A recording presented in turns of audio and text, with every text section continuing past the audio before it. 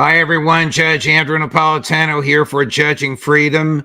Today is Tuesday, June 4th, 2024. Colonel Douglas Macgregor joins us today. Colonel Macgregor is joining us by telephone because of traveling and other issues. Colonel, always a pleasure, my dear friend. Thank you very much for joining us.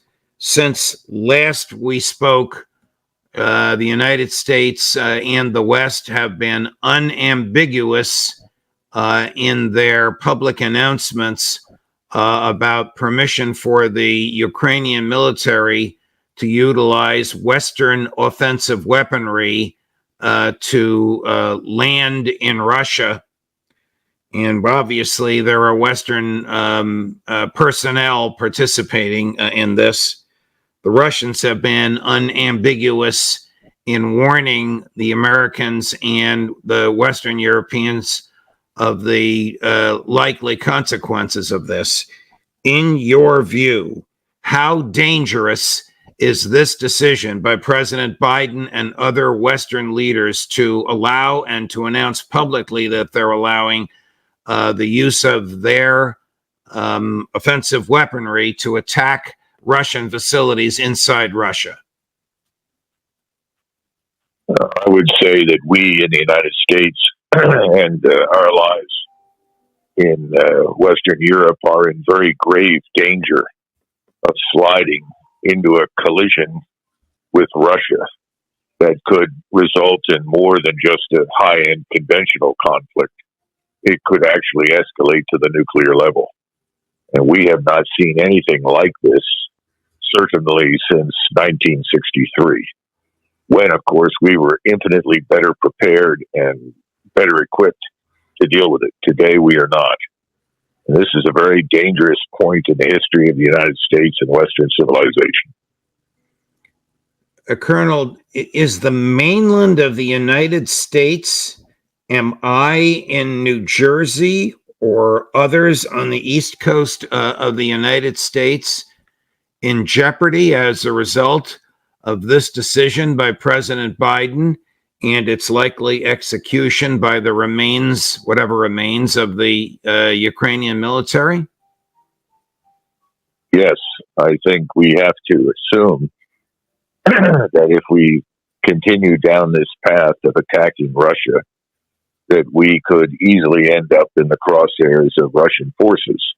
Now, those could begin with conventional weapons, but it would seem almost inevitable that if you involve Russia proper and the United States, that it could escalate to the nuclear level very quickly. Does the West understand that it is attacking vital interests in Russia? Yes, I think they do. I just don't think they appreciate the consequences of their actions. I think they continue to live in a delusional world where we hold the initiative and all of the strategic advantages, and we do not. A good example of this was the decision a few weeks ago to strike the early warning radar inside Russia that is designed to warn the Russians of an imminent nuclear attack. Now, if we were serious about maintaining our rapport with the Russians and avoiding a larger conflict, the last thing we would have done was to degrade or destroy part of their early warning system. When we did that, that suggested to the Russians that they could very well be in receipt of a nuclear missile attack, and they would not have accurate warning depending upon the ability of other radars to pick up and cover areas that were covered by the one that was destroyed. In other words, that was the first signal to the Russians that we could escalate to the nuclear level. Whether or not that was our intention doesn't matter. That's what they think. And I think that's the problem right now. It's no longer a question of what we intend or what we signal. It's what the Russians think we are prepared to do.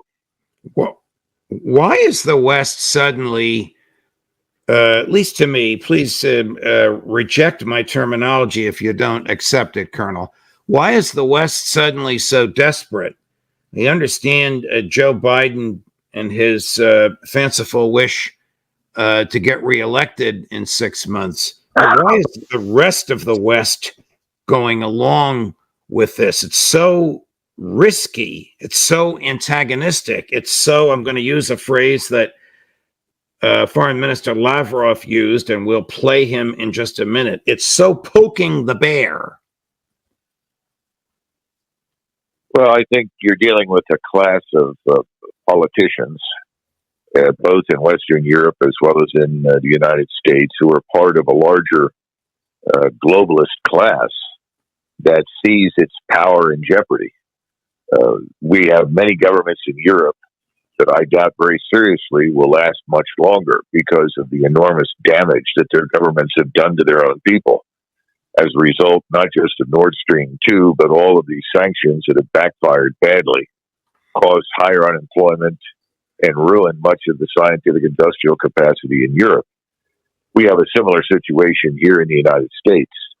We don't know what will happen in November, but we know that the current administration and the people associated with it have no chance whatsoever of retaining power. They've made a mess of the United States. They've opened our borders. They've invited serious trouble. And I get the impression that many of them think that by inviting war with Russia, a war they think they can control and dominate, and they cannot, that this is a way for them to retain power. I think this is true in London, Paris, Berlin, and the United States and Washington. It's a very dangerous game because it's not informed, it's unrealistic, and it's likely to result in the very opposite of what they think they want to do, which is stay in power. It will probably accelerate their removal.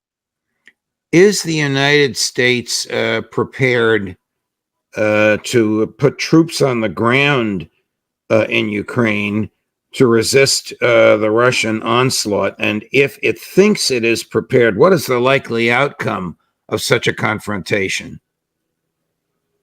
Well, keep in mind that if we are going to commit our forces along with some of the forces of our European allies, and it's not a very large force at all, but if we were to go into Western Ukraine, we would undoubtedly commit U.S. and allied air power to support and protect them. The use of that air power is far, far more important than the use of the ground forces. Let me explain why. The ground forces pose no real threat to the Russians. The Russians not only outnumber us, but as we've discussed before, they're a battle-hardened force. They know how to fight, and they're eminently prepared to fight. We are not. You're talking about large numbers of forces that have never seen any action. And in contrast to the Russians, who have absolute unity of command and unity of effort, we do not. And we are dealing with a polyglot group of forces that no doubt would try to do well, but would be at a severe disadvantage in that setting. When it comes to air power, that's probably our only trump card, because we outnumber Russian aircraft by at least 4 to 5 to 6 to 1, at least in the theater. Having said that, though, we would still have to deal with integrated air defenses.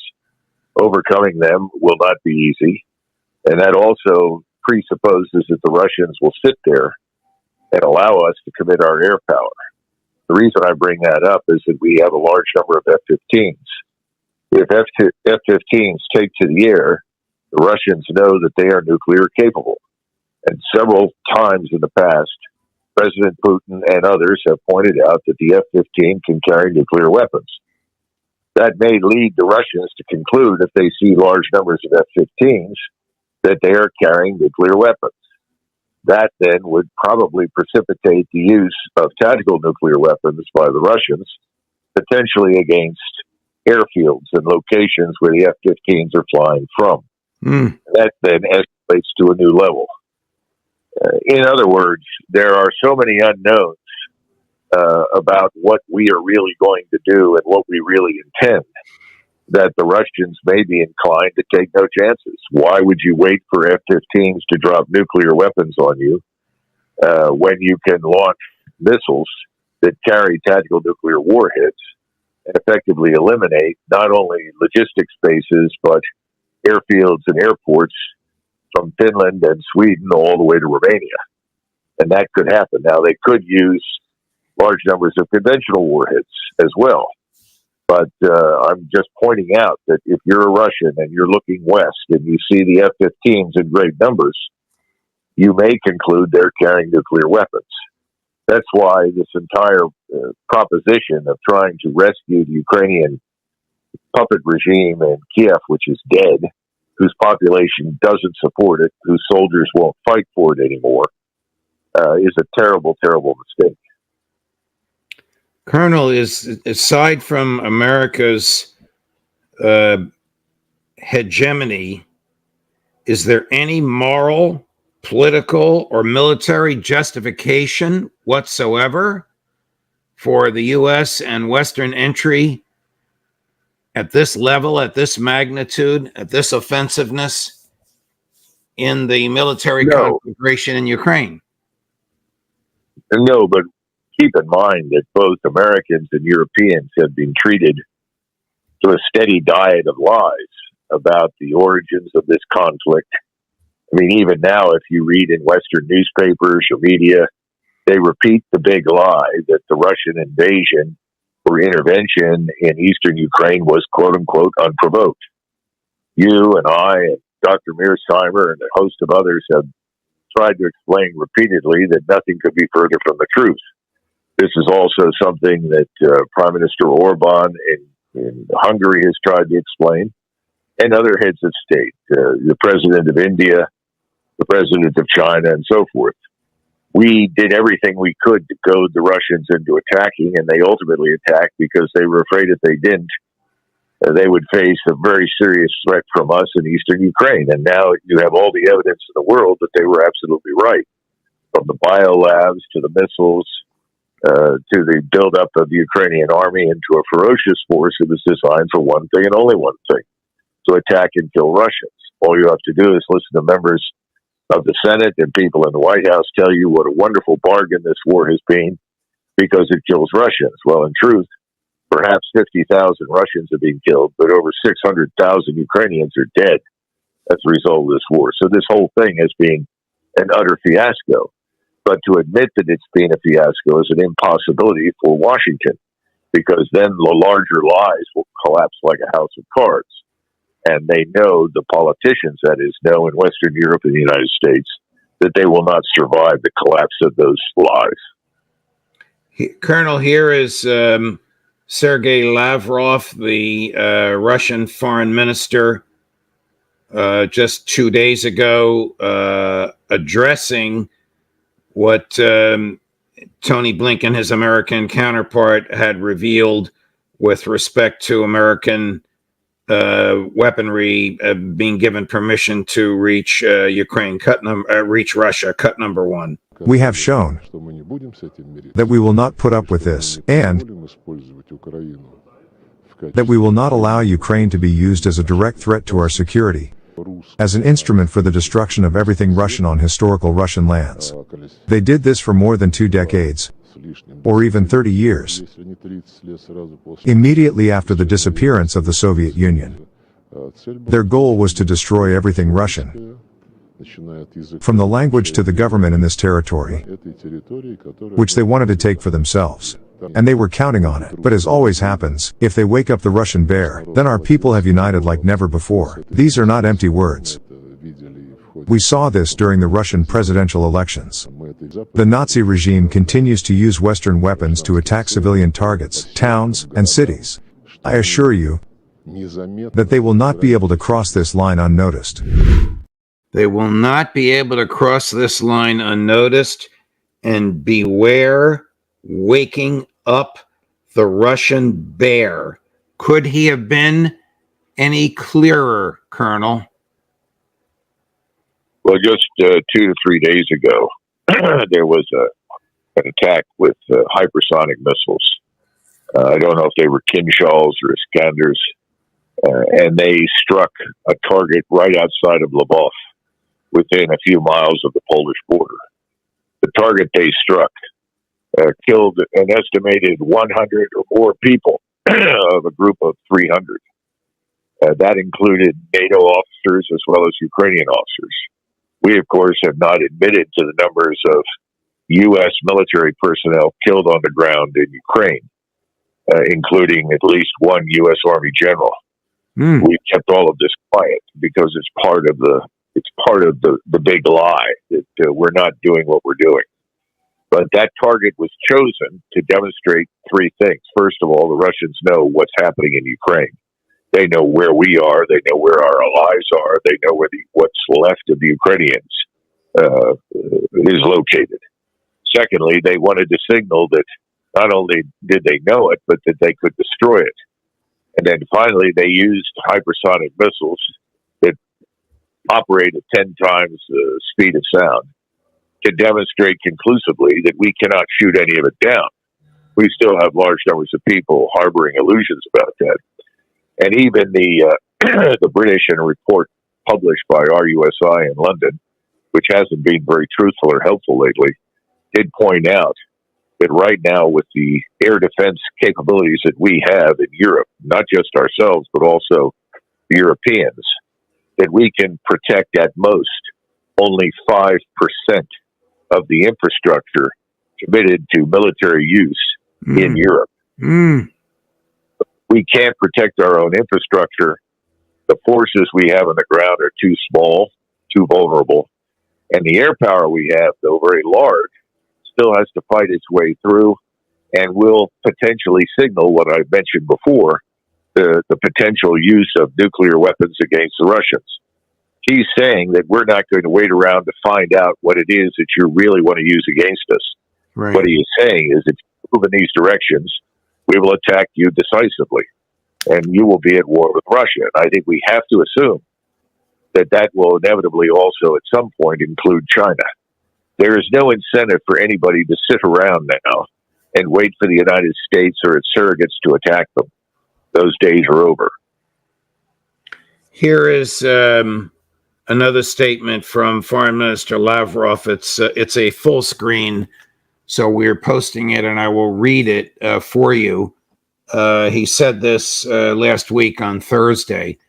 We do not rule out additional steps in the sphere of nuclear deterrence because our command centers and the locations of our nuclear forces will be in range of American forward-based missiles. How dangerous is this? Well, it's extremely dangerous. And remember that was one of the reasons that the Russians intervened in eastern Ukraine to begin with. They were afraid that we would ultimately place missiles as well as radars and other supporting equipment in eastern Ukraine that would put us in a position to attack their nuclear deterrent capabilities on the ground in Russia within the space of a few minutes. Not just the cities in Russia, but also their nuclear deterrent. So that's not news. That's a very clear and unambiguous statement that reaffirms what I said to begin with. We're walking into a situation and potentially flying into a situation where the Russians may reach conclusions that they have no choice but to protect themselves. And that means to employ tactical nuclear weapons against the targets that I mentioned in Eastern Europe. Right. And then don't know what else it could lead to. But if we react by alerting our nuclear force, then you're in the game of use it or lose it. And that's something that we've done before. In 1973, during the 73 war in Israel, with Egypt and Syria, when the Israelis finally broke through the Egyptian offenses, counterattacked, and crossed into Egypt proper, a decision was made by Kissinger and Schlesinger, without consulting Richard Nixon, to put our nuclear forces on an alert status that meant that they could be used quickly. The Russians at the time, and I'm talking about Brezhnev, the Soviet leader, was stunned. He said, "You mean they would go to war over Egypt?" They found that incomprehensible, that we would even consider such a thing. As it turned out, we then stood down. But nevertheless, the Soviets took us seriously. They moved all of their elite airborne forces into the Caucasus Mountains. They alerted their own nuclear forces and readied forces all over the Soviet Union and Eastern Europe. Well, we dodged that particular bullet because we demonstrated that this was an alert, and then we immediately stood down from it. This time around, I don't know what the alert status is or what the plans are, but all of the signals that we are sending at this point tell the Russians that an attack on the Russian homeland and on them by us is imminent. That's not a good signal to send. Colonel, do the Russians have long-range missiles that could reach the United States mainland against which we have no defenses? Oh, yes, we can't. We cannot shoot down any intercontinental ballistic missiles, and for that matter, neither can the Russians. Those are already hypersonic. That's been true for decades. We've squandered billions and billions, probably $1 trillion or more, trying to develop effective air and missile defenses against ICBMs, but it just isn't possible. And I can't go into greater detail, but it's tougher now than it's ever been. So very definitely. And remember that just as we have submarines in the fleet at sea, they have submarines in the Atlantic and the Pacific. They can launch weapons against us as well. From the submarines? Yes, absolutely. And I think that's one of the things that the Russians will consider very carefully. They will look at our fleet, where it's located. They know that the fleet carries nuclear weapons. And you could see a major collision erupt at sea. Now, we have an advantage at sea in terms of numbers over the Russians, but they'll use a lot of land-based missiles and capabilities against us. Remember, this is a large fortress that we call Russia, and there's an old adage: "A ship's a fool to fight a fort." If our fleet is in range, they'll probably be sunk. It's not an advantageous position to be in. Now, the fleet, I'm sure, will try to stay out of range, but that's going to be very difficult. You know, the Russians can attack every target of importance to them in Europe, from Portugal to Norway, with the Kinshall cruise missiles. And that's a devastating potential that we cannot stop. We could see something similar happen to us here at home. The bottom line is this is dangerous, it's ill-advised, and for the first time in our history, we could be dragged into a war that nobody in the United States wants except the fools in Washington. And I don't see any evidence that the vast majority of Europeans want to march to war against Russia. But the political figures supported by the compliant media have lied to the American people and Europeans for almost 3-4 years now about the imminent danger of Russia, how Russia is evil, and Russia must be destroyed.